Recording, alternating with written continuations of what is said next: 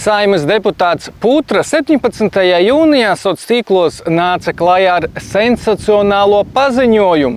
Nenosauktie oligarhi grib pa lēto nopirkt ostu, bet 21. jūnijā paziņoja, ka nozagts traktors un sejmašīna. Zemnieku čatos šie divi notikumi tika apvienot vienā. Edgars esot atmaskojis viltīgu plānu un par to sodīts. Pilnā nopietnībā pats izdomāja teoriju, pats tajā noticēja un pats no tās nobijās. Gribu atgādināt, ka tas ir Saeimas deputāts. Vēl Saeimas deputāts Putra pie video par sevi caurskata, kas ir laikus ielicis, lai pazīstamajiem personīgi uzzvanītu vai uzrakstītu, kā tad tā.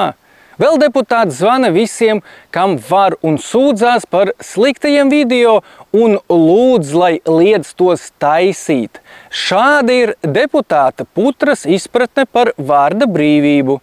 Tagad ir jautājums, vai cilvēks ar šādu kompleksu un fobiju bagāžu var kvalitatīvi kādu pārstāvēt.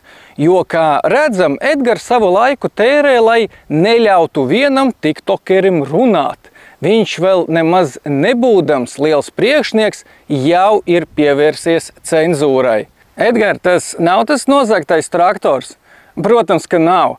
Edgars šampjilēja tikai uz tehniku, kas simtiem tūkstošu maksā, bet šis pieder lauksaimniekiem, kurus 10 gadus politikā pārstāv Putra un aizstāv. Tie nevar atļauties jaunu. Ar nepacietību gaidīšu jaunus video no Edgara ar jaunām sazvērestības teorijām, jo ko visi Latvijas zemnieki gribētu sagaidīt no sava pārstāvju Saeimā. Vēl un vēl gaudas par to, cik neganti kāds apbižo Edgaru.